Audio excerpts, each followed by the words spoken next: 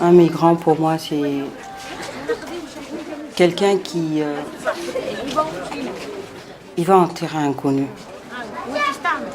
Ce qu'il est en train de vivre, c'est le présent. Mais ce vers quoi il part, c'est l'incertitude, il ne sait pas. Donc, il doit être assez fort. Il faut compter sur soi-même. Il faut être préparé à tout. Il faut avoir un objectif.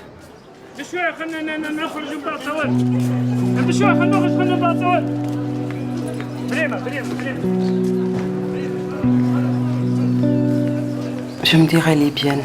J'ai pas la nationalité libyenne, j'ai pas le papier et tout, mais c'est le pays que j'ai connu.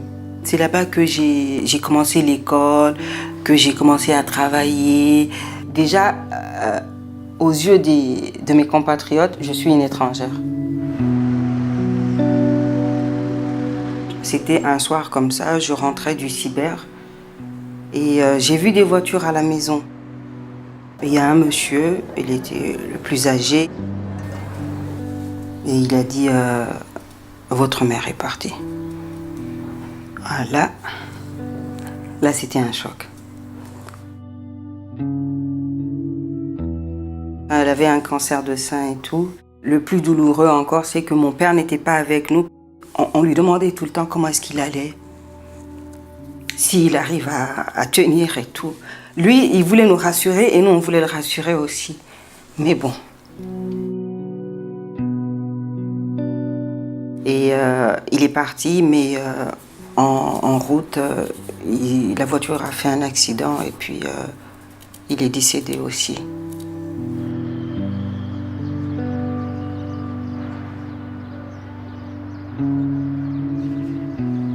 Je me suis dit non, j'arrête de penser à moi et je pense aux autres. Je faisais de l'aide à domicile. Je faisais des petites formations pour l'enseignement et c'était la maternelle. J'ai continué jusqu'à ce que la révolution vienne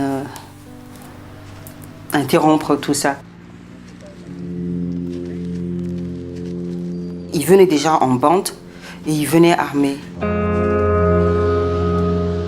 Aujourd'hui, on va fermer, mais bon, on ne sait pas un autre jour s'ils viennent à plusieurs et tout. Parce que déjà, la première fois, c'était quelqu'un qui avait essayé de cambrioler. Ça, c'était 2 personnes. Et puis après, c'était un groupe. Et on ne savait pas quelle ampleur ça allait prendre.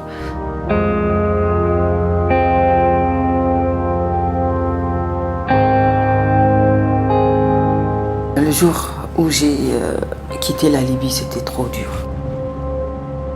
Je laissais ma sœur et sa petite fille d'1 an. C'était atroce.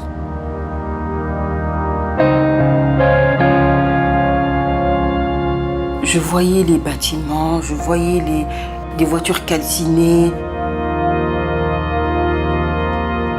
On était dans cette scène sans réaliser quoi.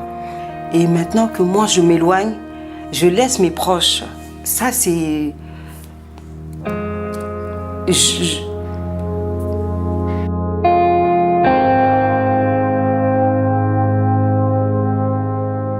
Mais je me rappelle quand je suis arrivée à Tunis, j'avais peur tout le temps. La nuit, je faisais des cauchemars. Et franchement, je ne savais même pas où aller. Donc, j'ai commencé à faire une formation en commerce international. Et maintenant, je dois refaire mon passeport, qui est biométrique. Donc, il faut que je me rende en Guinée d'abord. Donc, je pars en terrain inconnu chez moi.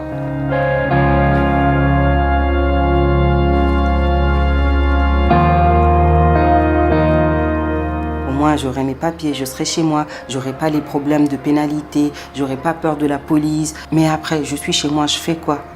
Qui va s'occuper de moi? Qui va me donner à manger? Qui va me faire? Qui va me trouver du travail? Qui va? C'est moi-même qui dois le faire. Ça doit venir de moi.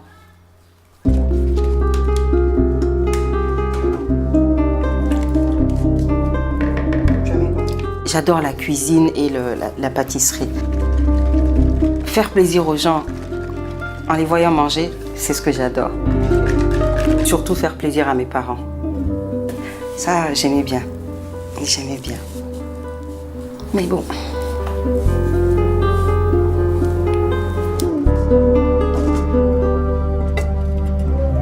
Donc moi, j'aimerais bien ouvrir un restaurant. En tout cas, quelque chose dans la gastronomie. Et aussi un complexe ludique. Parce que quand j'étais en Libye, les jeunes devenaient de plus en plus agressifs parce qu'au fond, ils n'étaient pas épanouis. Donc j'aimerais bien donner ce sourire, ce plaisir, cette joie aux enfants, créant un centre ludique. Donc tu manges, tu as le ventre bien rempli et tu viens t'amuser. Ouais, ça j'aimerais bien.